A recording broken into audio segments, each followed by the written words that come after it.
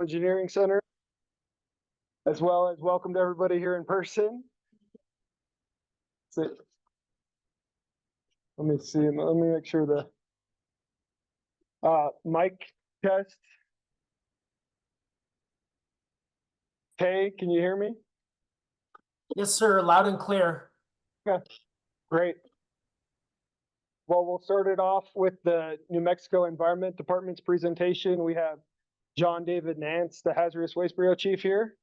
So with that, I'll turn it over to him. And once again, thanks everyone for calling in and attending here in person. You can just choose these. Right there. Perfect. Good evening, everybody. Thank you so much for attending and for your time this afternoon. Like Ryan said, my name is John David Nance. I am the Hazardous Waste Bureau Chief. New to the position, I just started in May of this year, and really excited about the opportunity to serve the state in this position and in this capacity. Just going to go through a couple slides. Got a quick background on the site itself, a little bit of regulatory history, and then just kind of give an update on what we're seeing right now and kind of where we're at. So we'll get right into it. So a little bit about the background. The bulk fuels facility had a contamination source of aviation gas that was released to the subsurface that was utilized by the Air Force up through 1950. And then from the 50s to current day, they had used fuels at JP4 and JP8. The aviation gas contains a chemical of ethylene dibromide, along with other things that we are also looking at. But the ethylene dibromide, or EDB, it is one of the most highly mobile constituents that we're dealing with. So we're keeping an eye on that piece. And like I said, the JP4 and JP8 is the fuels that were used through 1950 to current day. So given just a simplified graphic of the facility and what we're dealing with. To the south on the right-hand side, you have Kirtland Air Force Base, and the offloading rack, kind of where the X is on the graphic. Had fuel that was released into the subsurface, went through the soils or the vadose zone, migrated down to the water table, hit the water table, and has migrated north off base with the groundwater flow direction. So that's pretty much the basic simplified schematic of what we're dealing with. A little bit of regulatory history. 1999, Kirtland Air Force Base discovered that they had a fuel spill, a fuel release at the offloading rack, and it was associated with the bulk fuels facility tanks. 2000 to 2010, there were preliminary investigations, and interim measures were put in place, and this initial effort was overseen by the Groundwater Quality Bureau. From 2010 to 2024, Hazardous Waste Bureau, they took over the oversight of that. They expanded additional investigations and put in additional interim measures, and that piece has been overseen by the Hazardous Waste Bureau ever since. A little bit of the regulatory authority being that's held over the site. We have several regulations that are governing the corrective actions. It's being ran underneath the Resource Conservation and Recovery Act under RCRA, also the New Mexico Hazardous Waste Act, and the New Mexico Hazardous Waste Permit and Corrective Action Fee regulations, which are outlined in the New Mexico Administration Code. All of that is outlined and implemented in the NMED issued RCRA permit for the site. And that permit governs the corrective action process and the requirements of that corrective action.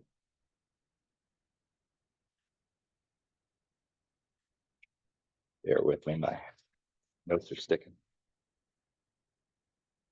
So for that corrective action process, NMED looks at it in kind of 4 parts. we have a problem that we have identified, so we go through and do an investigation of that problem. That is used to determine the nature, the extent, the width and depth of the issue that we have with the spill, different media that is being affected. Once that overall impact has been determined, so defining nature and extent, we can then move into a corrective measures evaluation, which we're going through and evaluating different technologies that can be used to treat or clean up the issue that we have just defined in the investigation point. Once those technologies have been identified, that report gets submitted. NMED reviews it, and with input from stakeholders and the public themselves, NMED will evaluate those technologies and then make a determination and select. So go into corrective measures selection of the treatment or the remedial activity that we're going to go forth and do. Once that's been selected and agreed to, we go into implementation and start the cleanup process. That process is then monitored and maintained to make sure that the process is moving as it was proposed and is treating everything as it should be. Currently in this phase, we are at the tail end of the investigation phase. There are a few things that NMED is looking at, stakeholders are looking at, to make sure that we have all of the information and data to fully understand the issue that we have and to be able to make appropriate decisions for how we're going to clean it up. So there's been a lot of work done at the site. Investigation and monitoring has been ongoing. There has been, since the start, 175 groundwater monitoring wells, 67 soil vapor monitoring wells, and needs to be updated. 86 sampling events just completed soil vapor and groundwater sampling in October. And all of that has been done since July of 2000. And all of this work, the investigations, the reports, work plans, has generated about 160 documents of the material that has been documenting and been used to kind of capture this whole process. All that work has led into progress that we've actually seen through data being gathered. One of the interim measures that is currently ongoing right now is the groundwater extraction system. That measure was put in place to capture the EDB plume from migrating too far down gradient and affecting any of the water utility authorities' extraction wells. So the system was put in place to capture and maintain that plume, so we're not contaminating anything downstream. What we have up here is the EDB plume, so that's the plume boundary down to the screening level for ethylene dibromide. It's down to 0.05 micrograms per liter. That's what that outline is to the left, and that's what we were seeing in 2015. With the interim measures, the groundwater extraction system running at fourth quarter of 2023, that footprint has greatly reduced. So we are seeing good effects of the interim measures that is keeping everything at bay while we finalize our investigation phase. And we can use that data to also drive once we get into corrective measures. Along with that, there are other contaminants that are in the groundwater, BTEX, your ethylene, toluene, xylenes. There is benzene as well. It's one of the chemicals is of great concern. We are also monitoring that. I'm not sure if you can see it on the screen, but here, it's roughly in this area here. And that's just showing where we're seeing exceedances of the benzene screening level. So it's a much smaller plume than what we have for the EDB. This is mostly because benzene is not as mobile in the subsurface and along with groundwater as ethylene dibromide is. EDB is very mobile, moves really readily with groundwater, and that's why it has traveled farther than the benzene plume. We are still actively monitoring this and making sure that it is not being moved or transported into any areas that it currently is at, and not moving in any places that we don't want it to, even with the active pumping that we have going on. There's also been progress on site. There's been on-site source area characterization efforts, and there were also another interim measure that was done early on from 2005 to 2015. That was the soil vapor extraction activities. So we had active units that were or vacuums that were pulling gas out of the vadose zone and trying to reduce the amount of gas that was located in that area. There's also been pilot studies that were done. Those were done in 2015, 2018. Those studies were done to test different ideas and theories, and also to understand the subsurface environment, so we can use that data and use that information to inform us once we get into corrective measures. With that, we also have ongoing monitoring, like I mentioned before, just 86 sampling events. That monitoring is ongoing for soil vapor and for groundwater contamination. So we understand what everything is doing, quarter to quarter and year to year, so we can make sure we're monitoring where things are moving.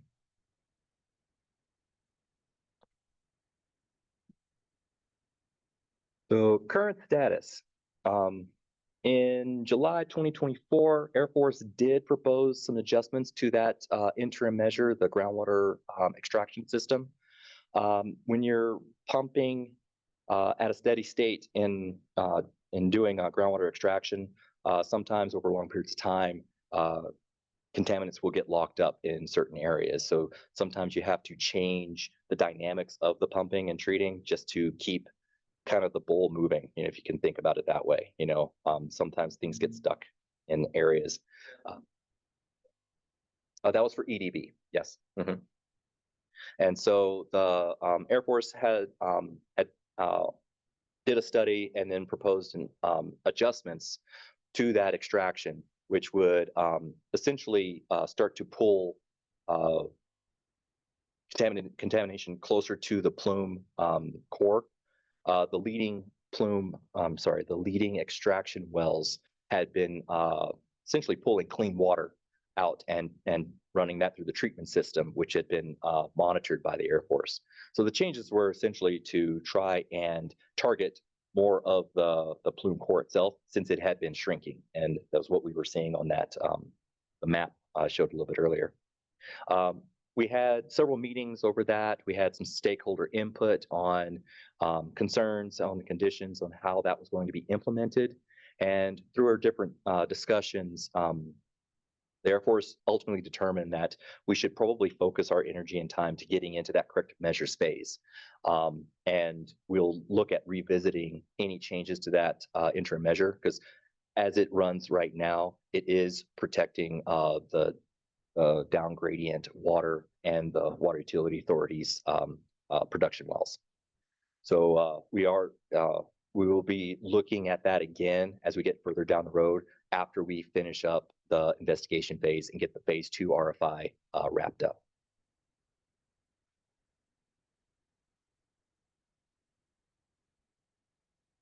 Other things that are going on right now, NMD, we just approved the revised soil vapor monitoring plan that was approved in January of 2024.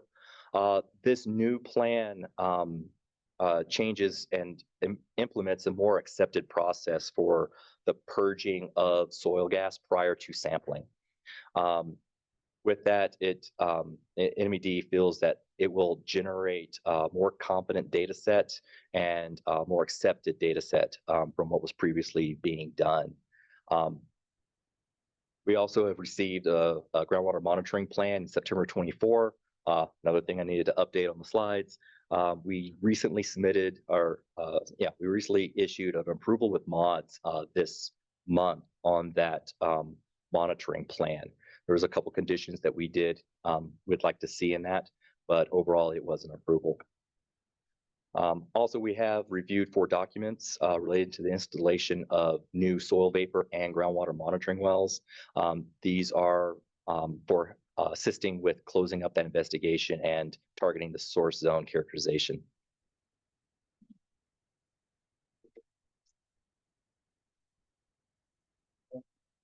Yes, yes, ma'am. The revised groundwater monitoring. Last time we were here in November, there was a disagreement between NMED and the Air Force with regards to the testing method. Air Force was using a static bag that they were sticking down the well. Correct. Is that what this is about? So we had worked with the Air Force and determined that the data collected with the static bag is it usable and acceptable, is just not comparable, directly comparable to active groundwater sampling using low flow technology. So it is still good data, but we are working with the Air Force in collecting concurrent data of passive diffusion bag data, along with the with the low flow groundwater collection method. And with that, we can then take those data and do an analysis to see how comparable they are. But both methods are usable and the data are acceptable. It's just understanding what variances we might have once we get into the corrective measure study on how to evaluate the whole plume as itself. Last time we were here, that was real contention. Yes. Has Yes. that contention been resolved, and are you now moving forward with this data compatibility, these 2 separate methods? Yes, we are. We're moving forward, and we are looking to do an evaluation of that further, just to make sure that we have the data and the backup to support our acceptance of both. But we are moving forward with that and working actively with the Air Force to make sure. With the preliminary results, it is looking good. It is looking good. Yep. That we still have to go through the process and really, get down to the numbers, but from a overview is looking pretty good. You're welcome. Sir. Is there any way to estimate time to get to the phase 2 reference? To the approval. We are actively looking at several data sets to assess how representative they are, the historical data sets, to see how representative they are, and comparing to new data that's being generated. And that evaluation, the outcome of that will ultimately drive the timing of that phase 2 RFI.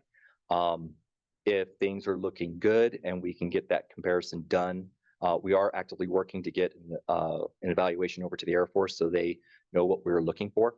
We're expecting to have that over to them next month. With that, with the evaluation and then getting the phase 2 with the data over, we could probably be looking at reviewing that as early as the first part of next year. And if we could hold questions to the end of the presentations, because we might be able to cover some of it. And for our virtual folks, we're gonna have to repeat the questions because I don't know if that mic will pick it up for our virtual friends out there. Okay, sounds good.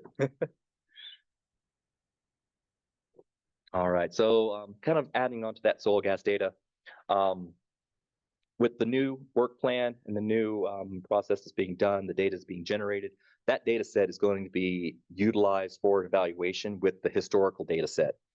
There was some questions and arguments over the purge methods that were being done, and we want to ensure that the data that was historically collected is representative and usable once compared to the new data under the new work plan. So once we get that done, we will be evaluating that and then directing the Air Force whether to use the historic data or not. And then that will then drive how the phase 2 RFI is going to be managed and move forward. So that phase 2 RFI, it will be used to fill in remaining data gaps. And that will help us once that is received, reviewed, and if it is deemed acceptable and approved, at that point, we will be then completing the investigation phase and moving into the correct measures portion of this. So we are continuing to work with a third-party contractor. NMD has been low on staff for the last couple of years. We've been utilizing a third-party contractor that is assisting us with document reviews and analyses and just overall scientific support. We are actively hiring and backfilling those vacancies positions, but until we're fully staffed, we are still going to continue that third-party relationship so we can keep getting data and high-quality reviews back to the Air Force and to the state and to the public. With that, like I mentioned, I am new to the position. One of my commitments coming in is making sure that we are open and transparent with the public, and also we have a good communication, a good relationship with all of our permittees at all sites across the state.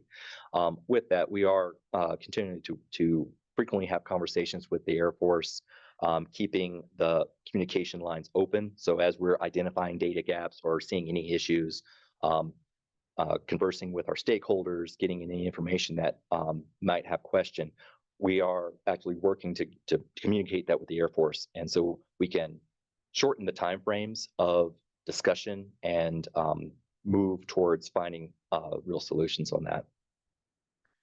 And like I said, I'm also committed to fostering a good stakeholder engagement and making sure that they have a seat at the table while we're going through this process. There are a lot of stakeholders that are very, very much affected by this spill and this site. So as long as we're keeping everybody in a collaborative form and getting that additional information, different perspectives, it should help us make very informative and best decisions as we get into the corrective measures. And with that, that concludes my portion of the presentations. So We'll just do questions at the end because I Okay. might cover some of the questions, hopefully. sounds good. I do a good job here. I'll hand it back to Ryan. So Thank thank you. you, John. Appreciate that. So again, my name's Ryan Wortman. I'm with the Air Force Civil Engineering Center, and I'm going to give an update on the project from the Air Force's perspective here. So I'll be covering a lot of the similar topics as NMED, and I'm just going to try to focus in and emphasize the critical takeaways from those, as well as elaborating on some of these informational slides here. So hopping straight into, this is probably our most critical image for everyone to understand, because this really shows where the project was back in 2015 when we had a very extensive ethylene dibromide EDB plume, and fast forward to where we are today. We're showing a slightly newer plume image here from 2024, Q2 2024, and this report is going to be submitted to NMED in the next week or so, so that's why they don't have it yet. But this is a almost finalized plume shell that's not going to be updated once we finally submit that document. And the things to note here is what the 4 extraction wells are doing. They are controlling the EDB migration, as well as they've achieved over a 90% reduction in that targeted area to the north. The key point away that John David spoke to is that zone of stagnation. So on the northern portion of the 2024 image, you can see that one isolated EDB plume shell. That is because our extraction wells are competing against each other, and that is where we have that zone of stagnation that he talked about. The other thing, just to reemphasize on, is what we're illustrating here is what is called the maximum contaminant level, so that everything inside that base shape is at or above that level. The very important level, it's a Safe Drinking Water Act standard.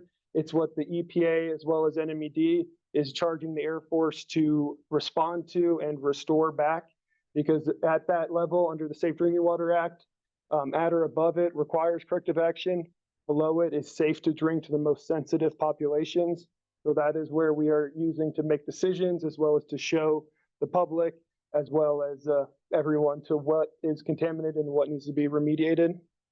So we'll see this for other constituents as well. So I go through the slide.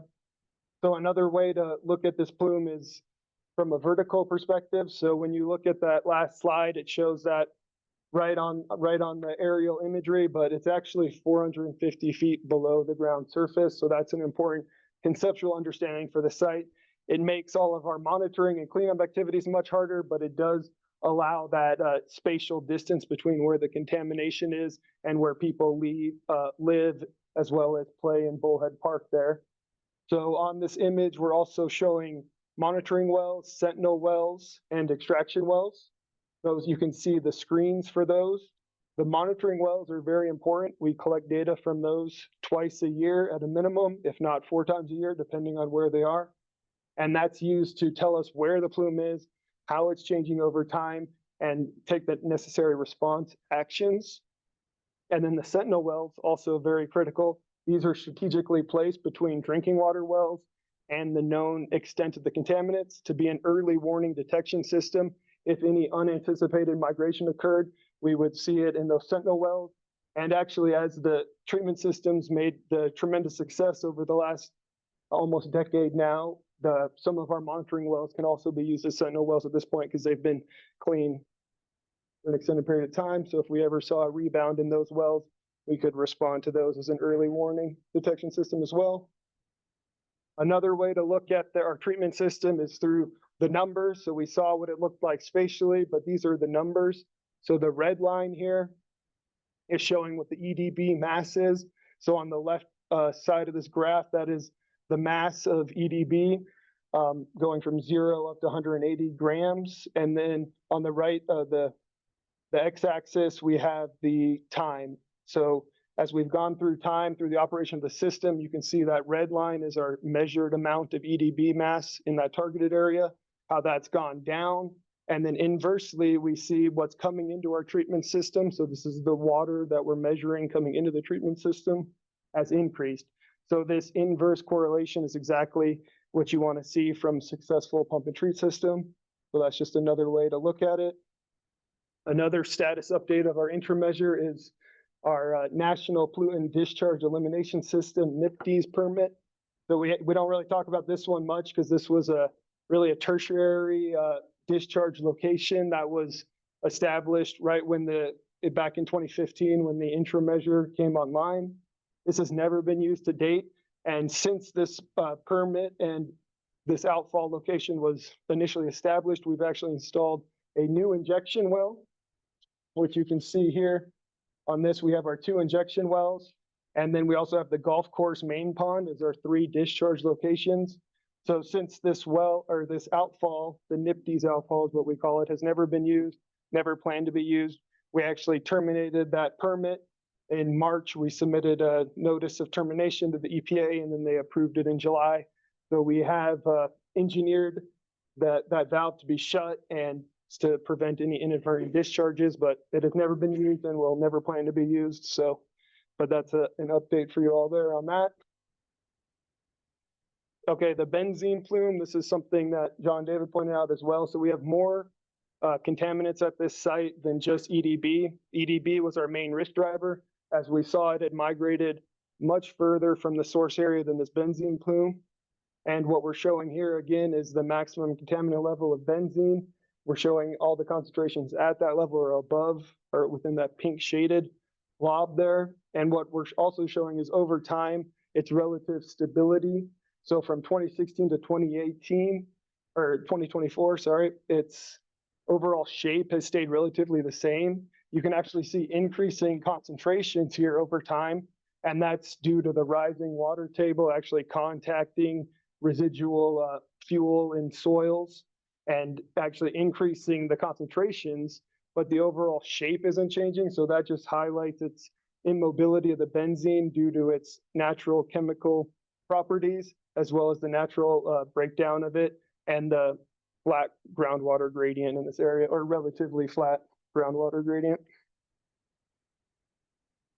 So the corrective action process So as John David mentioned, we are at the tail end of the investigation phase, which is called the RCRA facility investigation. And we are working to get to a very critical phase, which is called the corrective measures evaluation. In this phase, the Air Force will come up with multiple remedial strategies looking at various technologies that we've either already used at the site on a small scale or on some of the larger scale interim measures, as well as other technologies, and propose that to the state. The state will then be looking at all those technologies and coming up with the most feasible and protective strategy to achieve our cleanup goals, like the maximum contaminant level that we saw on the previous slide. And then that will go out for public comment. And this is actually where stakeholders in the public can comment on the process. All of their concerns and comments will have to be addressed on the record and either incorporated or addressed. And once that process has happened, we will then move forward towards the final selection of the remedy, which NMD will do. And then we'll move into the implementation phase where we can actually do a robust remediation system to address all contamination that is an exceedance. So really important step into that evaluation. And as the investigation phase, we are trying to define the nature and extent, which we'll go into in a later slides. And the other important thing on this is during all these phases up to the implementation of the final remedy, we can do interim measures, and those are geared to eliminating exposure pathways to protect human health and or the environment. So that's what the groundwater treatment system is that we saw on the first couple slides there.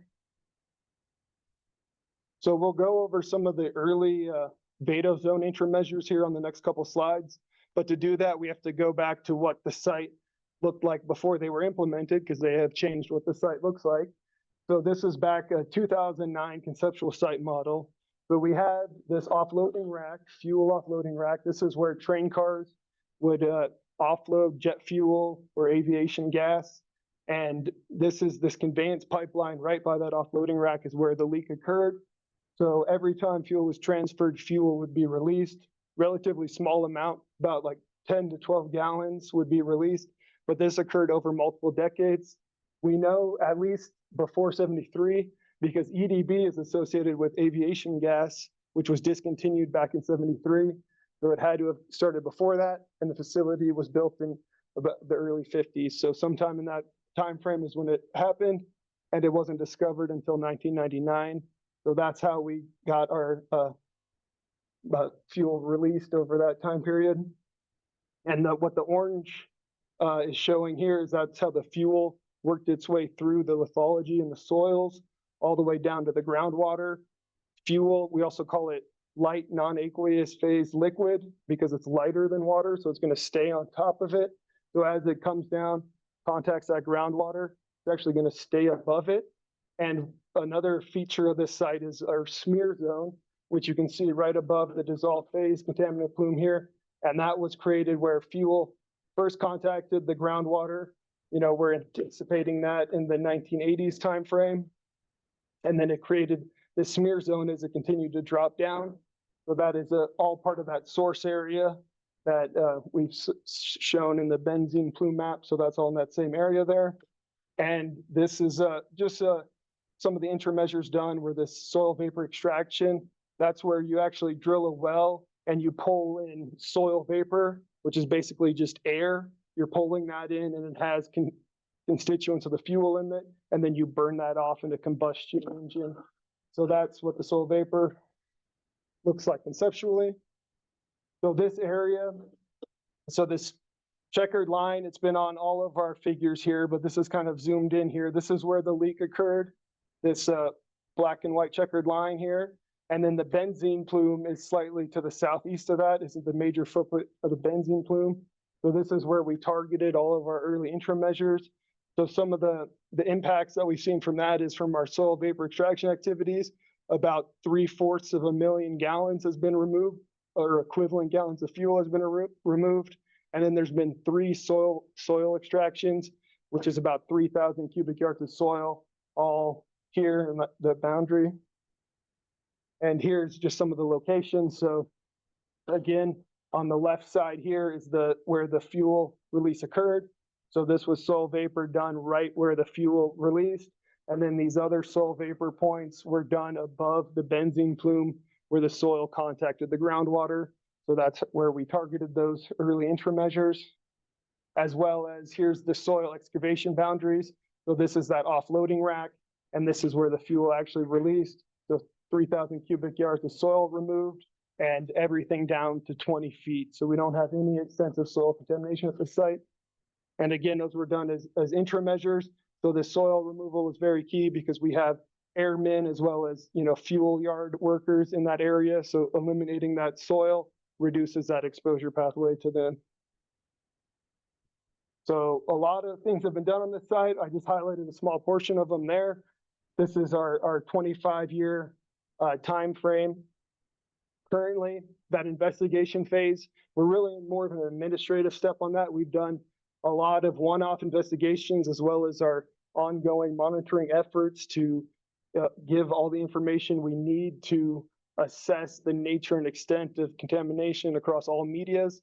So the two big administrative hurdles to conclude this is for the Air Force to submit both the Phase 2 RCRA facility investigation report, that is a comprehensive document that defines nature and extent, as well as an update to our partially approved risk assessment from 2018.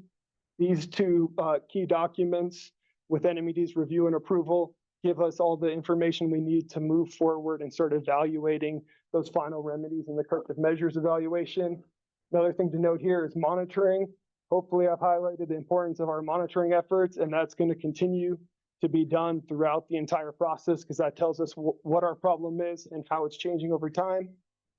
Intrameasures, again, very important. 13 years of soil vapor extraction, 3 soil excavations, all important. And the continued groundwater intrameasure to eliminate risk to drinking water supply wells, also very important. So all the groundwater treatment system is planned to continue to to eliminate that exposure pathway. And again, pilot tests, these are small scale studies that are going to be utilized in the corrective measures evaluation to look at various remediation technologies there.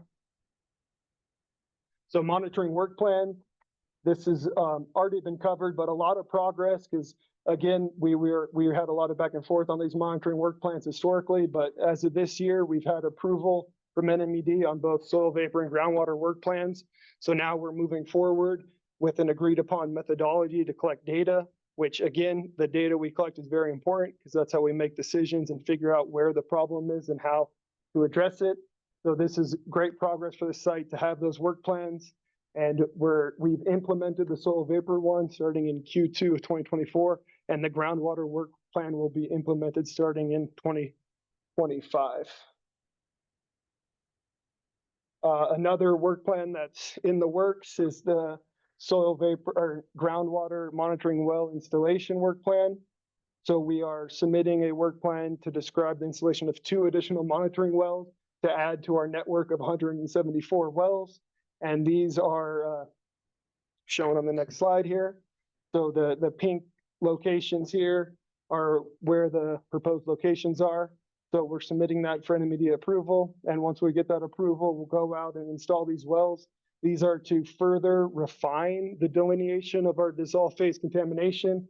Because again, we have that rising water table or changing water table, and currently it's been rising since 2009, and that's submerging a lot of our older wells that were installed in this area. So this is an effort to get shallow wells screened across the water table where the majority of our contamination is for this site. So we're looking forward to refining that. But again, we are able to delineate these plumes, and that is what we need to do to achieve the investigation phase goals. And additional monitoring wells are anticipated as changing site conditions occur throughout the entire lifespan of this project. The extraction well operational adjustment. So for this, in 2023, we had reached, or in 2024, we'd reached a 99% reduction of the EDB mass in that targeted area. And we've been pumping non-detectable, so below the MCL to a point, the MCL for EDB is 0.05, and we've been pumping below the detection limit, which is 0.019 since October 2020 in the northern wells, and since 2023 in our more southern wells. So that was the need for the adjustment, was based off of that information, that we've been pumping non-detectable EDB water for over a year now. And it was really geared to targeting more EDB mass, as well as ensuring protectiveness of the drinking water wells by controlling the hydraulic gradient around those.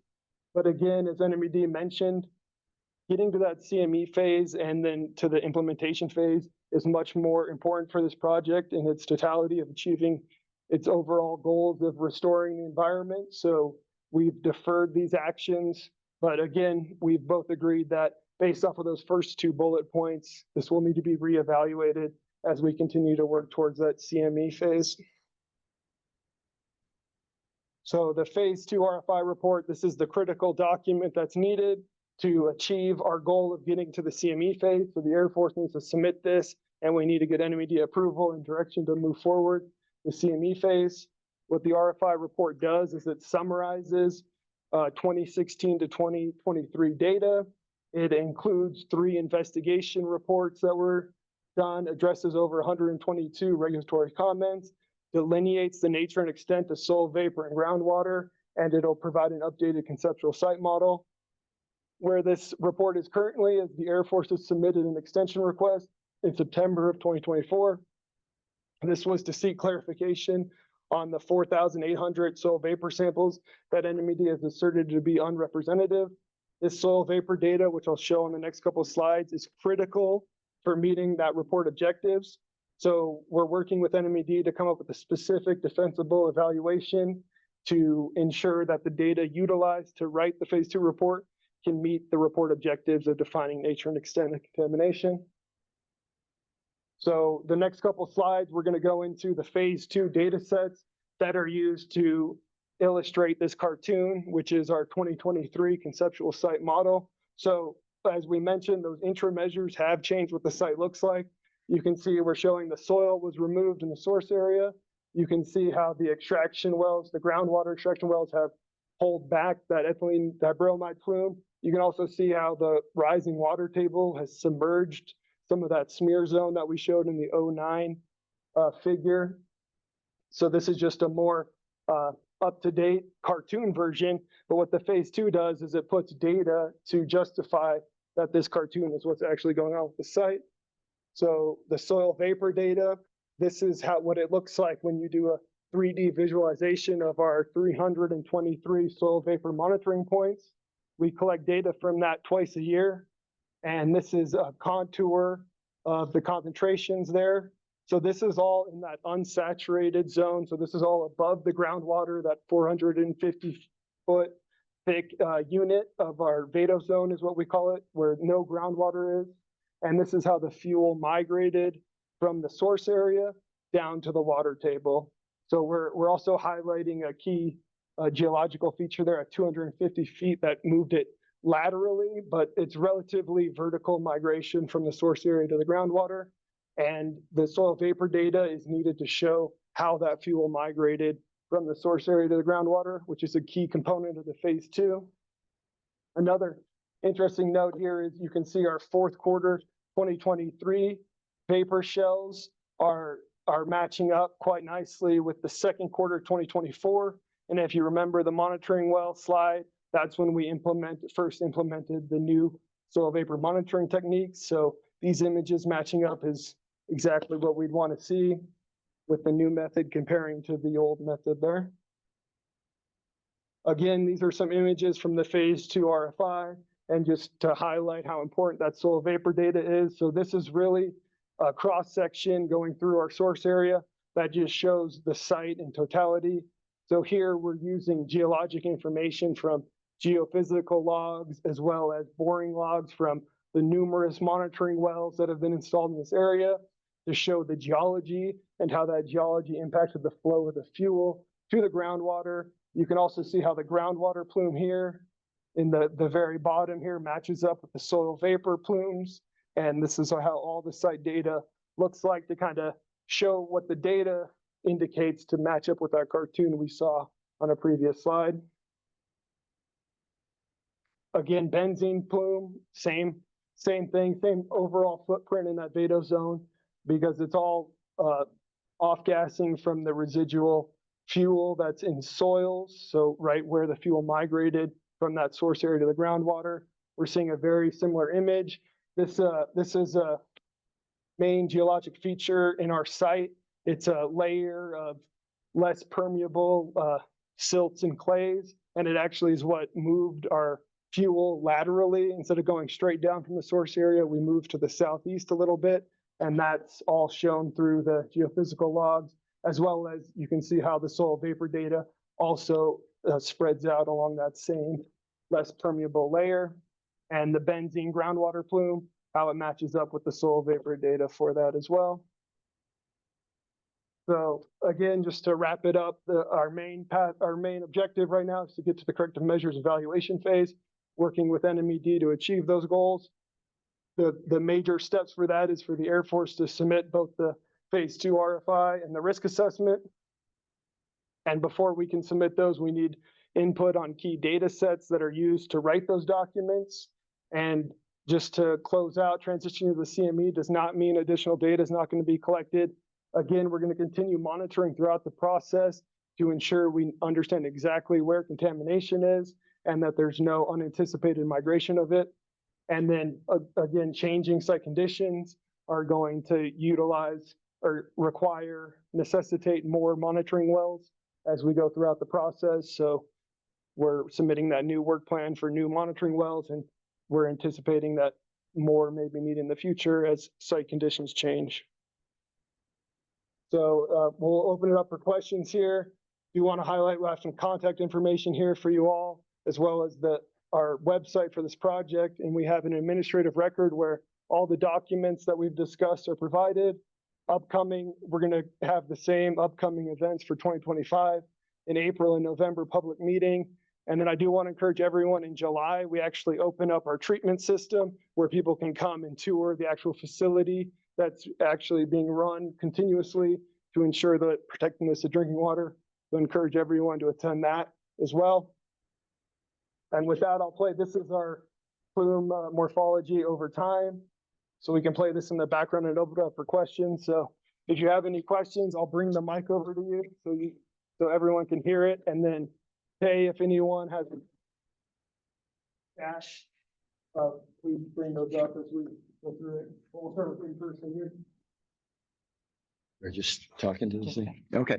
Can you tell me what the plan is for the BTEC removal and how you're going to have to modify your water plant in order to support that?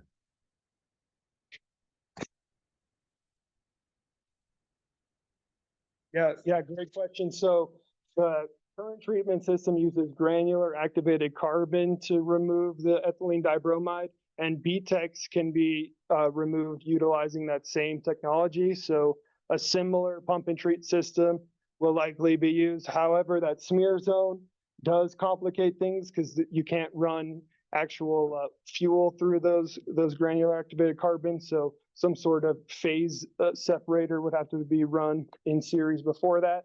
But again, that's more of the corrective measures evaluation. We'll go into detail on all the different approaches for that. So that would be handled in the next phase of the project. But it's a known gas fuel station leaks. This is not new to our restoration efforts. So there's a lot of technologies out there to handle BTECs. The which one? The metal, we don't really remove metals right now of our current treatment system. So the manganese, maybe Bernie could add to that. Sand filters? Oh, okay, yep. Okay, you want to come up, Bernie? Get on camera. All right. So as part of the filtration process, we have a set of tanks called sand filters. And in those sand filters, there's a special sand that will, it changes the redox conditions so that any iron or manganese that's dissolved will precipitate out and then it stays in that filter. I misunderstand that. Isn't that the first treatment system you take the water through where those tanks that you separate metals? No, what really the first, we have like a filtration, a bag filtration that just removes particulates, right? Yeah. this is where we need these metals. That's those big blue tanks, that's where they get removed. Yeah, and it's primarily iron and manganese is what we're seeing. Exactly.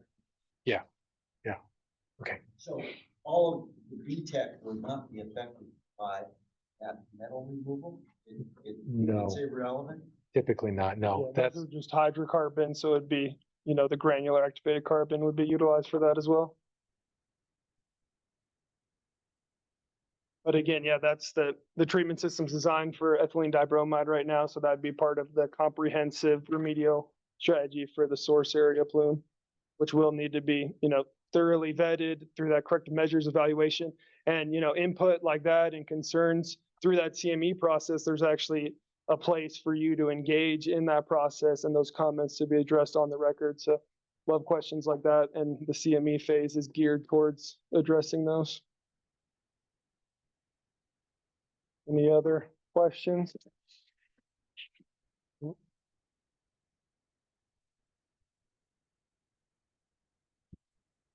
So I still have trouble going on to your website to find some of these things.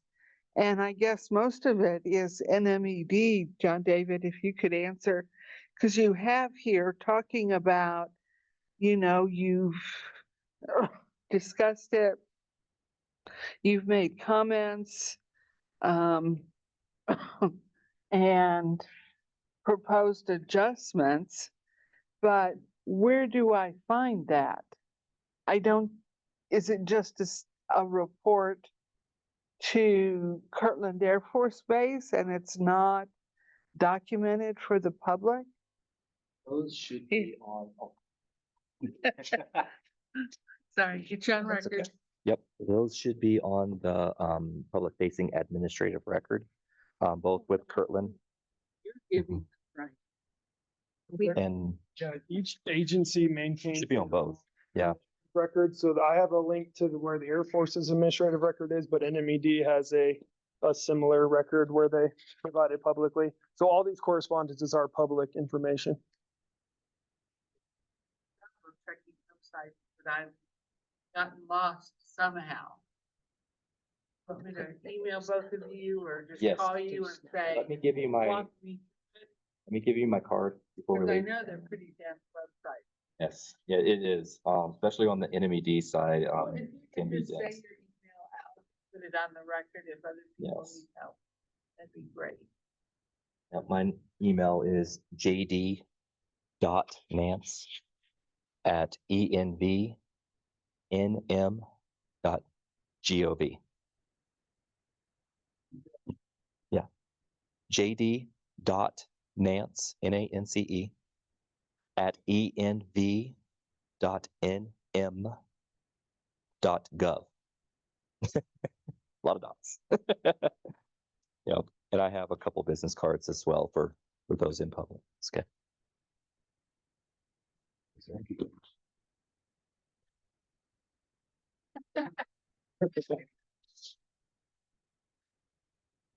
Also, I just want to make sure when you say stakeholders, who are you referring to? Because there's a lot of people in this room, there's a lot of contractors in this room.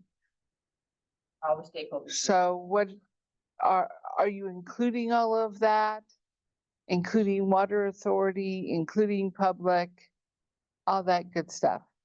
Because stakeholders is a broad term.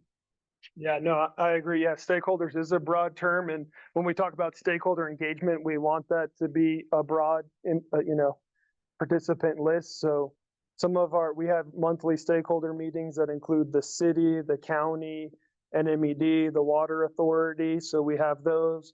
I think some county commissioners have called into those. So, it's people that have, or is Leda too, or, yep. So we have a lot of stakeholders and, it's people with any sort of vested interest into the project or the resource of the aquifer, XYZ, the Veterans Affairs, also a key stakeholder because their proximity to the release. So we have, it's just anyone, any agency or any group of people that are impacted.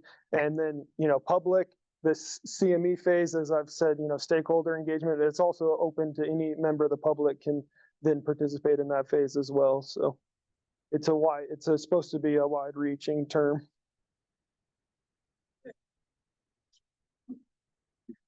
Just stand next to me.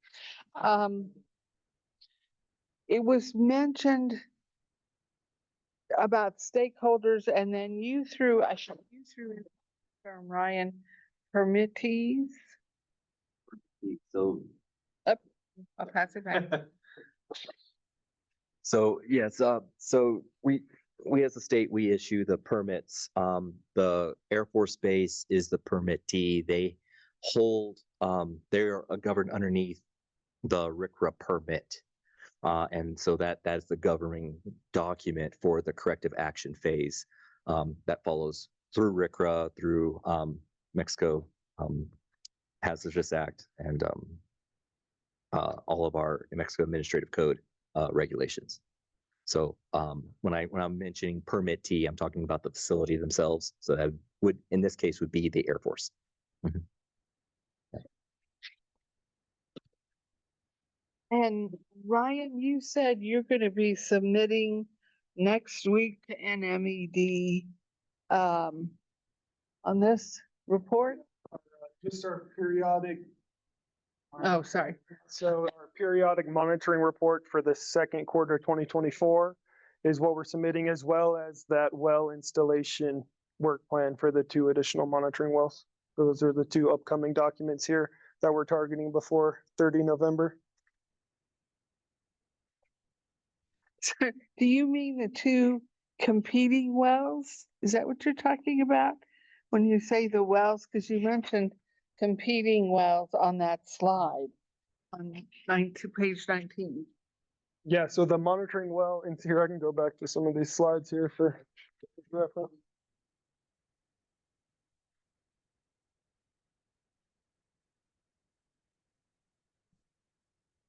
So page 19, this is the periodic monitoring report, collects data from not only these 4 extraction wells shown here, but also our 174 groundwater monitoring wells.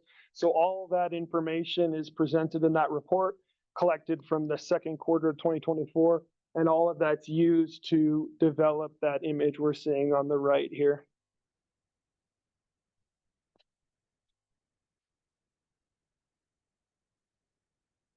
That I'm not understanding. Talk to me about how the wells are competing. Yeah. So the zone of stagnation is the term that I've coined for it. And basically what we're seeing there is all of these extraction wells create what's called a cone of depression, where they allow the groundwater basically to fall into them. And that's utilized to make all the contaminant flow into it. But if you have 2 extraction wells next to each other, they're both going to be pulling water into them. And at some point where those cones of depressions intersect, you're going to have what's called a zone of stagnation. So those competing wells are no longer creating a gradient for that contaminant to fall into the well. So that's what I'm highlighting there. And that's really just because of this monitoring well here. We've observed these concentrations remaining consistent while all the other concentrations in this area have been reduced. And that's, supported to our gradients that are mapped based off of these cone of depressions created by these wells here, the red dots here, here, and here.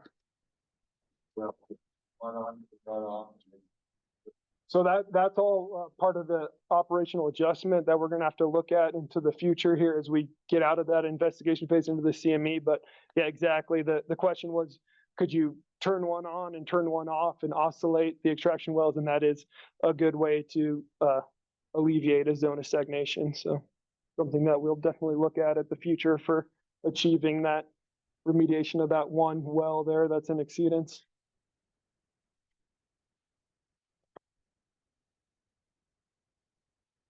So, Kay, do we have any questions on the virtual side? None so far. Okay.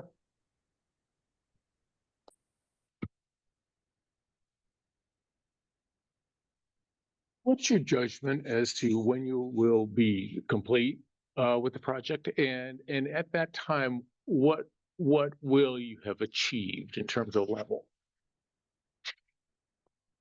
So great question, and it's not an easy answer to give because this is going to be, an iterative process with the state of New Mexico where we work hand in hand and step by step through this process. But really the focus is to get to that CME phase, which I think we will achieve hopefully in 2025 is our projection. And once we have that final remedy, I give you a much more informed answer. But as of now, all I can say is it's likely going to take on the decade scale because of that smear zone, because of the extent of the contamination. It's most likely on a decade scale before we achieve cleanup. And what achieve cleanup means is when we get below the cleanup standards. And for dissolved phase groundwater contamination, that's that EPA MCL, and that's the maximum contaminant level. And that's our benchmark for success there. And it's a drinking water standard under the Safe Drinking Water Act.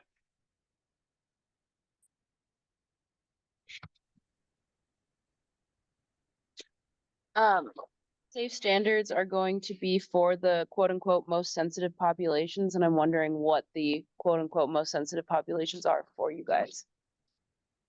Yeah, so this is a standard created by the Environmental Protection Agency. So it's a lot of toxicology studies go into driving those standards.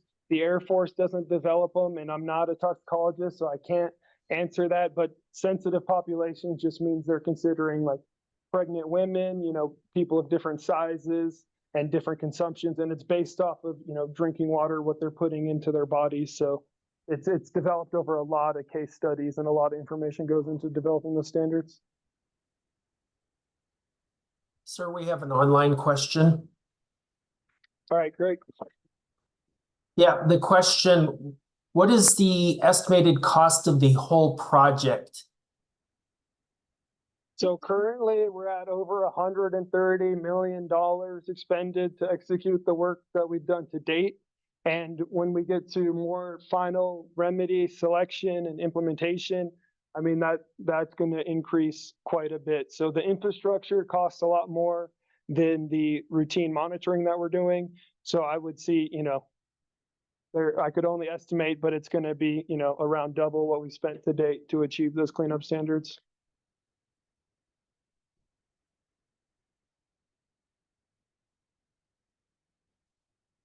Any other questions or comments?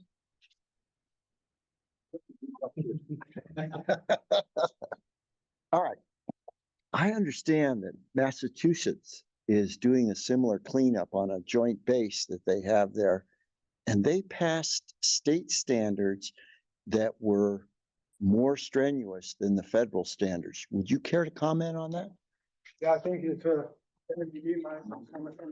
We do have state standards that are listed and vetted through our risk assessment guidance. And in that listing, we look at different contaminants and how they, we evaluate them for effectiveness, toxicology work, a lot of stuff outside of my purview. Are those numbers the same as the federal, or are we going for the contaminants we're dealing with here, we default to the MCL, which is the EPA value for ethylene dibromide. I believe for benzene as well. Well, BTEX, yeah, we have set standards for a lot of different compounds, but for this we do go down to the MCL for that. I'm familiar with the Massachusetts standards they imposed on this joint base, which is a similar cleanup now. I'm not up on that one. I'm not up on that one. In Florida too.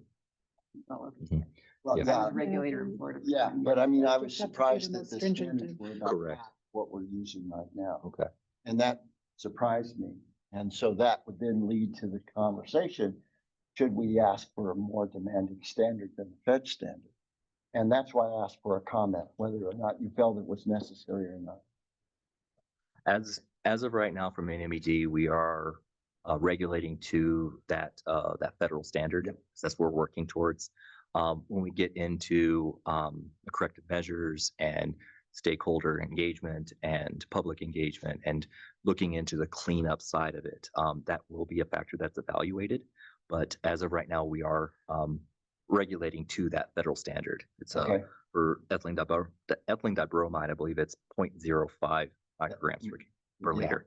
And tell me, you mentioned that there were other constituents besides the ethylene dibromide. Correct. Yes. I'd never heard that mentioned before. Could you Okay. tell me what's So in it's there? your fuel constituents. So you have benzene, The BTEC the stuff, BTEC the stuff. heavy stuff. Correct. But is there another lighter molecule that could be a possible carcinogenic that's connected with the E EDBs?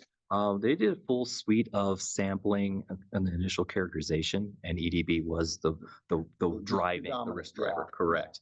But There is are other anything- contaminants in there, but EDB is the risk driver and has migrated the furthest. So, but we have a suite of the data that was collected for a full suite, and based on those data, the analytical suite has been reduced down to what has been detected and what has been monitored over the years. Okay, so it's essentially still EDBs and BTEC, which is primarily benzene. Correct. That we're monitoring. Okay. Correct. Thank you.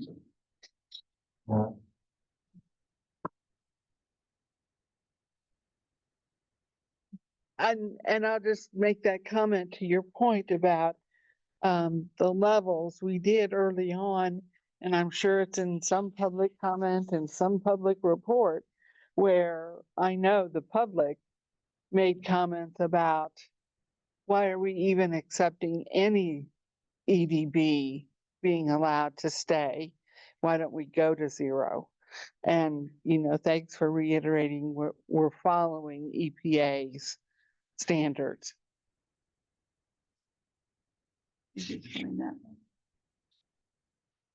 I'm the administrator for the public water system that the VA has. It's the well that's closest to the spill. It's public water system 3582601. I'm the environmental engineer for the VA hospital and for the New Mexico VA healthcare system. My name is Art Tafoya. And for the record, you brought up toxicology. We're in a healthcare facility, right? So we have some vets that have some pretty serious conditions. We have liver compromise, kidney. We do renal dialysis treatments there. We treat women there. We also treat the Air Force uniform personnel, in the 377th hospital. What I don't want to commit to anything right now, but I have a water safety committee that I'm the co-chair of for my healthcare system. I have a doctor that I work with, Dr. Carlos Perez Velez. He's our epidemiologist. And I do think that we're going to look into this. I don't want to stir the pot right now and throw a monkey wrench in the whole presentation, but because we're a healthcare facility, we might do a deep dive on this and look into some things. Not that the EPA isn't valid and NMED is not valid, but because we're a healthcare facility, we have to look at all angles. And we have veterans that we care for, which are driven by a lot of mandates and directives that are basically beyond just like a blanket type of standard level. So I've had discussions with work groups in my committee, and so we'll be kind of looking into some of these things. And it won't be like a contradiction of what the Air Force is doing or NME is doing, but it's going to be something we want to look at because we are a different kind of population. We are a very sensitive population. Not that you all who live in the community are not, but we have some pretty sick veterans who we take care of. And we have folks that are in the community living center. They're not on hospice, but their health is very fragile. So, and we do everything there, but we don't take care of pediatrics and we don't have a labor delivery. We have everything else there. So kind of like not to stir the pot and throw anybody under the bus, but I just threw a couple names out, myself and Dr. Perez, that we're going to be talking about this moving into 2025. Free information. So, thanks. And again, because I'm the oldest here with this full 25 years, on the project that had been addressed early on, and the VA was very involved in where the wells were, making sure it wasn't getting close to you all.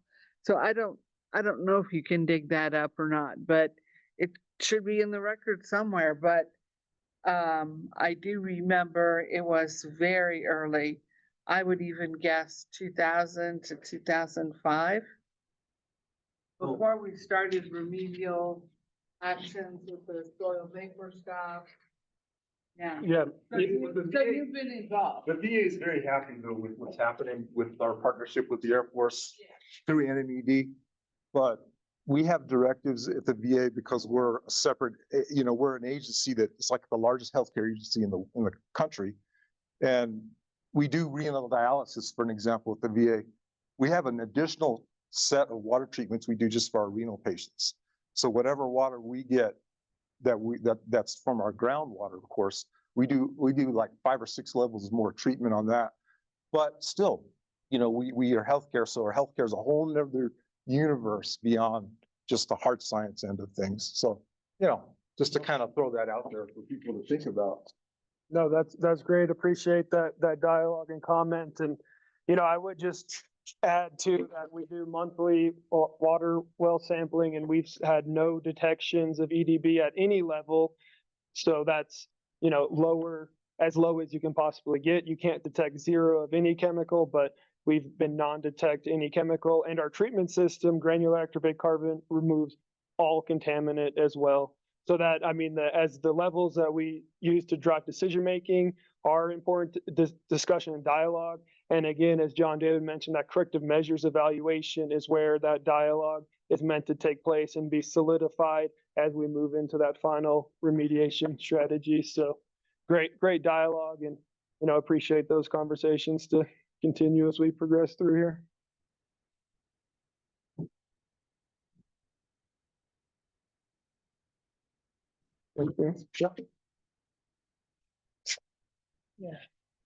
Just one question for me, John. Would you be able to just reiterate what the hiring plans are with NMED? This is,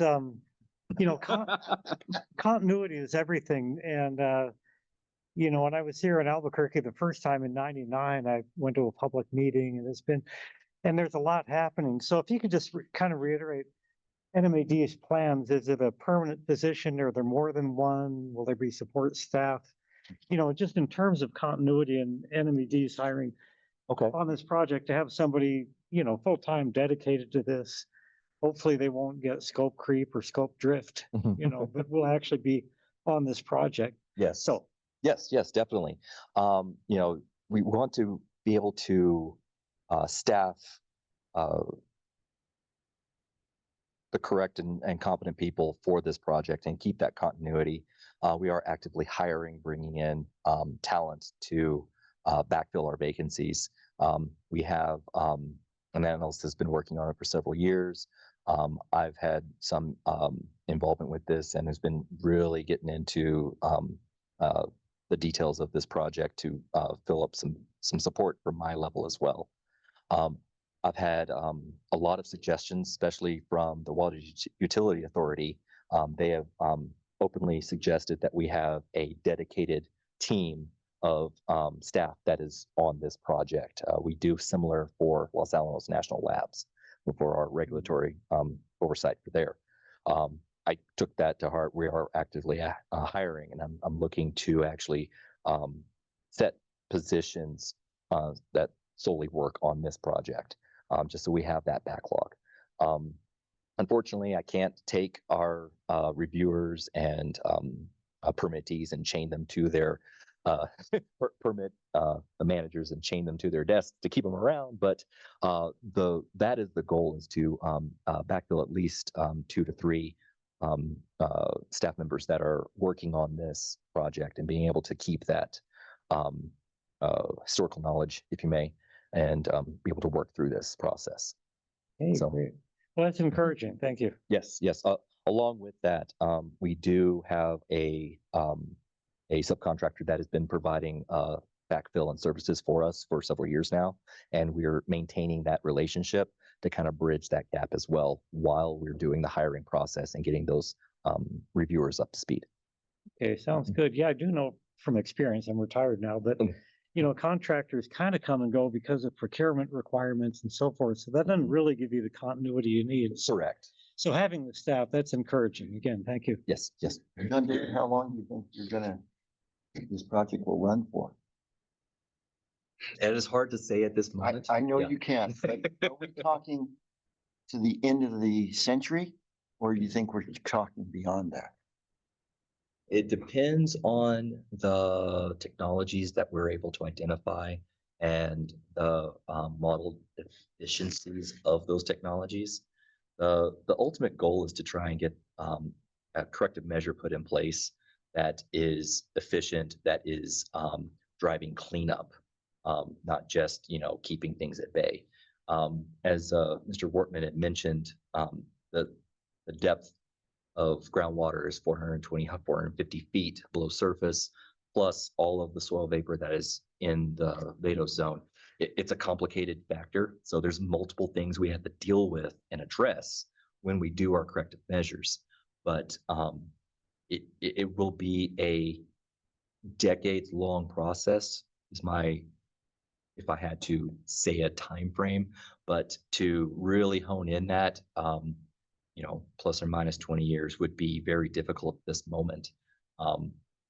But the effort is to try and find remedial technologies or a combination of that will drive that cleanup to try and get things in a safe manner as soon as possible. Massachusetts was talking, I believe it was 80 years in order to clean their mess up.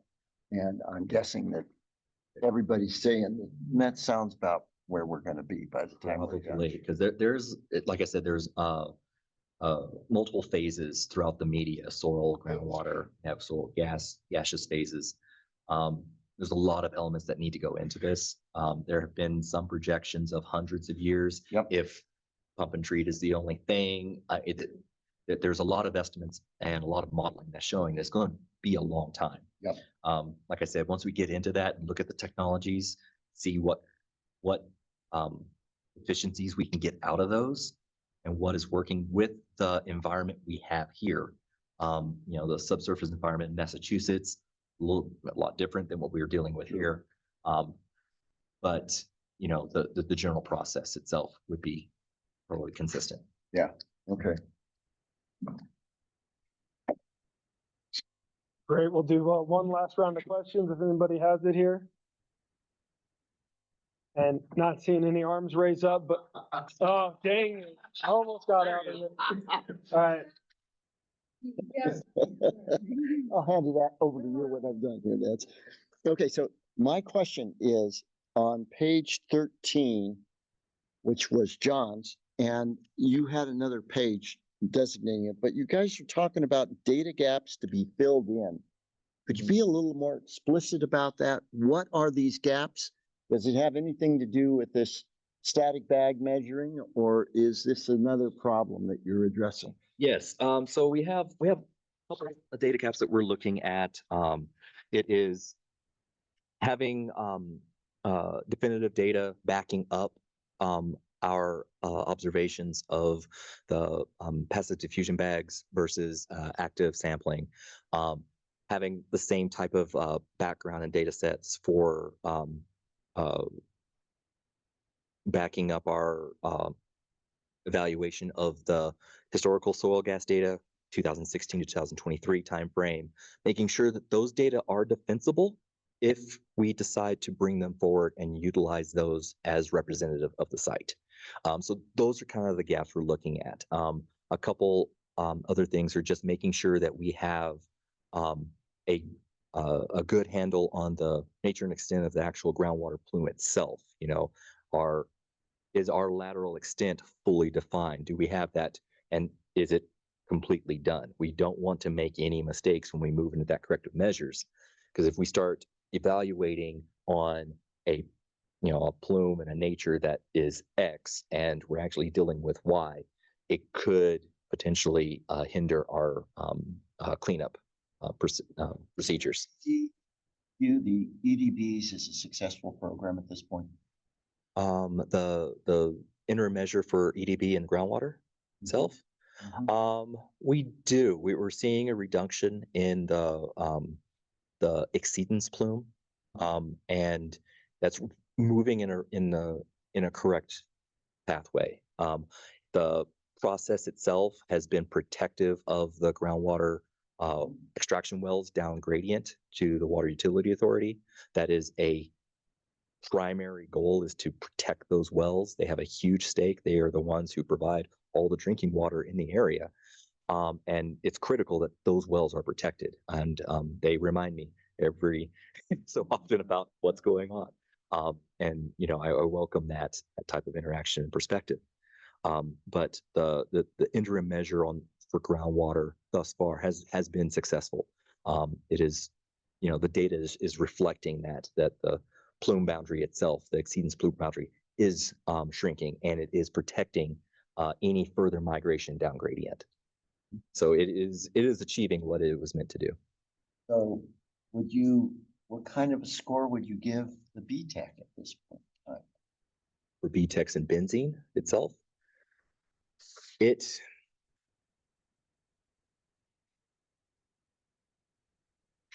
overall, because the interim measures was implemented to address the risk driver, which was the ethylene dibromide, the EDB.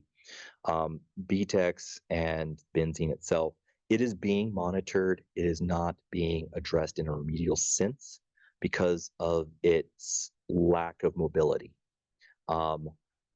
Yes. We heard from Ryan that as the water level rises, Correct. it moves into the smear zone, it increases the density of the plume. Correct. Which would indicate that by not touching it, we're making the problem worse. As the water level goes up, it gets dirtier, and we're going to have a bigger problem to clean up. Mm-hmm. The fluctuation of the water table does complicate things, just like you said, and creating that smear zone, because you have absorb chemicals to the soils, and they are also below the water table, is causing things to not float on top like you would normally do. With that, the increased concentrations is detected in groundwater because it's just being in contact with stuff that's already in the subsurface. So we'd have to deal with it either within the soil gas phase within the vadose zone or in groundwater. That's another reason why we're trying to finish up the investigation phase completely, but in an efficient way, quickly, so we can start looking at exactly. We're trying to move this forward, not just to kick over to corrective measures, but we want to make sure that everything is buttoned up, working with the Air Force so we can make that process happen faster and correctly. Well, if you look at 2024's charts, you'll see that there's been an expansion of the BTEC. And so my question is, are we going to get to this before the water level goes higher and it becomes a bigger problem? So this delay is making this job tougher. Right now, we've been working 25 years, quarter of a century, and we haven't started on the principal column. And as we all know, benzene is a carcinogenic. So that really is the crux of this problem. EDB was identified as a potential carcinogenic. It's light, it's water soluble, it moves quickly through the column. Correct. My applause to the Air Force because they got it going.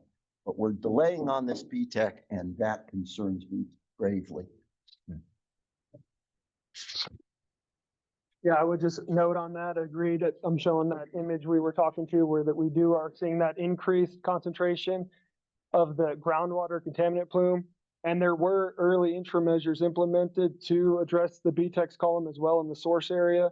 And that was the soil vapor extraction, removing 750,000 gallons. And currently we don't see mobile fuel. We just see periodic sheens of it at the groundwater. So there's not a good target for additional soil vapor there as an interim measure, which would target mobile fuel in that area. But again, soil vapor extraction, like Mr. Nance mentioned, is going to have to be a component in addressing that benzene plume in the CME. That's going to be a critical component. And the longer it takes, there is that continuous source, but it just highlights the fact that our efforts at concluding the investigation phase need to be the priority for this project.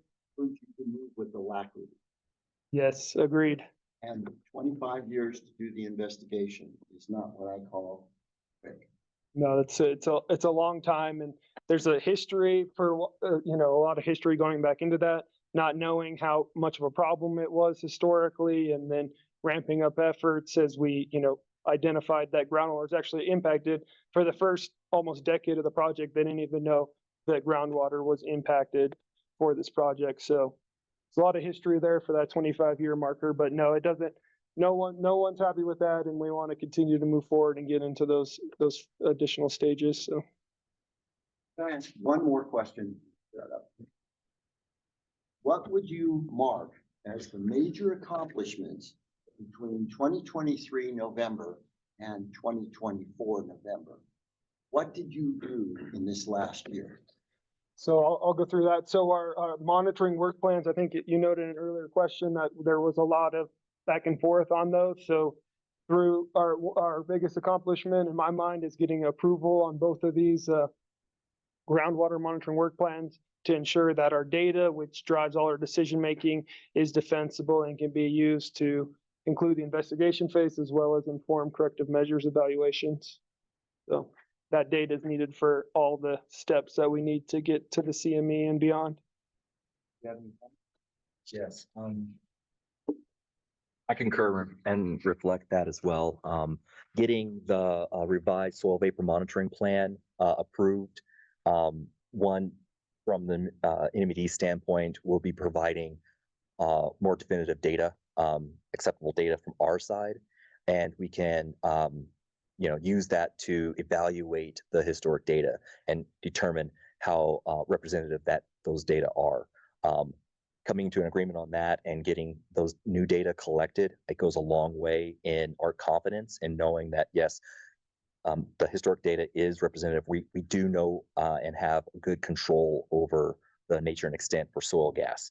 The groundwater monitoring plan, it revised a few things, but the main thing with it is there were multiple plans that had groundwater sampling approved over time. So there was multiple documents out there that the Air Force was running under to collect groundwater monitoring. And this updated monitoring plan combines all of that into one document. So it is easier to implement, it's easier to observe and regulate and double check. So the process for groundwater monitoring, groundwater collection, we feel is a little bit better to understand and observe, because we have that one document now. We are also looking and we came to an agreement on the how applicable and acceptable the passive diffusion bag data are, and we're actively working with the Air Force on getting comparative data pulled together and to have that documentation that demonstrates how effective and how those data compare. So now we have confidence, we will have confidence in that moving forward, especially when we go to public and have to defend all this data. One of the things to move the process forward is we got to be able to defend everything that we're saying in front of you. And, without working through this and having these checks and balances put in place, we're not going to be able to do that, or have confidence when we do move into the corrective measures, looking at the different technologies of what we're really dealing with. So I think those were some critical milestones that we've made with the Air Force, with our stakeholders, with from an NMED standpoint.